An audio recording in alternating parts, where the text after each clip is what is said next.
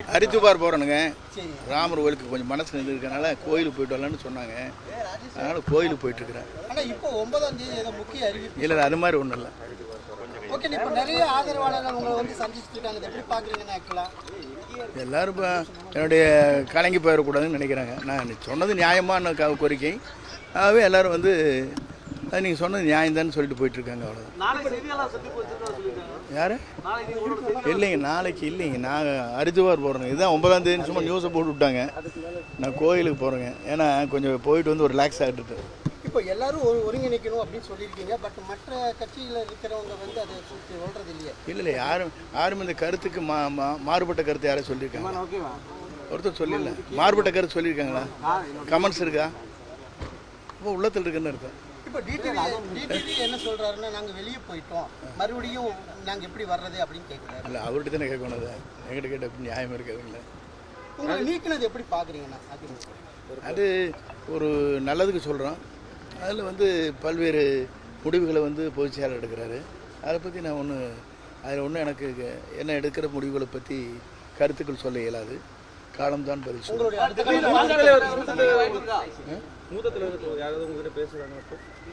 Suspense இல்லை, அது மாதிரி இல்லை. ஹரித்துவார் ஊரும் ராமர் தான் பார்க்க முடியும். கோயில் ஹரித்துவாரம் போகிறேங்க. ராமர் கும்பிட்டு வர வேண்டியதான். 1:30 மணிக்கு ஃப்ளைட் 1:40க்கு அங்கே போய் ரீச் ஆனோம்னு சரியாக. தொண்டர்களோட மனநிலை எப்படி இருக்குதுன்னா? தொண்டர்கள் நீங்களும் கேட்டிருப்பீங்களா? பப்ளிக்கிட்டெல்லாம் கேட்டிருப்பீங்களா? நம்ம சொன்ன கருத்துக்கள் வந்து சரியாக இருக்க முடியுது. கமெண்ட்ஸ் இல்லை. பார்த்தீங்களா? எல்லாமே கமெண்ட்ஸ் இல்லை. நம்ம சொன்னது எல்லோரும் ஒடுக்க சேரணும், கட்சி வளரணும், அவ்வளோதான். வேறு நோக்கம் இல்லை எனக்கு இல்லை. நம்ம அந்த நோக்கத்தோடு இருந்து நான் சொல்லியிருக்க மாட்டேன்.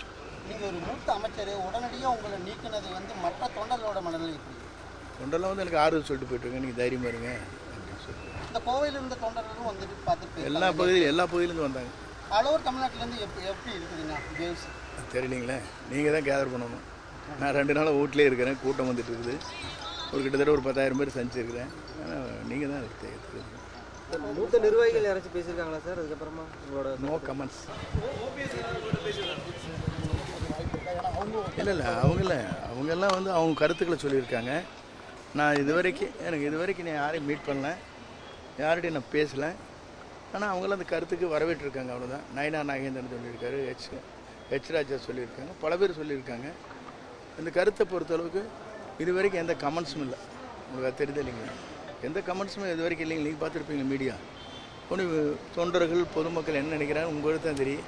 நீங்கள் தான் கேதர் பண்ணணும். இல்லை, அந்த மாதிரி இதெல்லாம் சொல்லிட்டாங்க. நேற்று சந்திக்கிறா சும்மா ஒரு ரூமர் வந்தது. அந்த மாதிரி இல்லை. 9ஆம் தேதி நம்ம செய்தியாளர் சந்திக்கிறா சொன்னாங்க. அதுவும் இல்லை.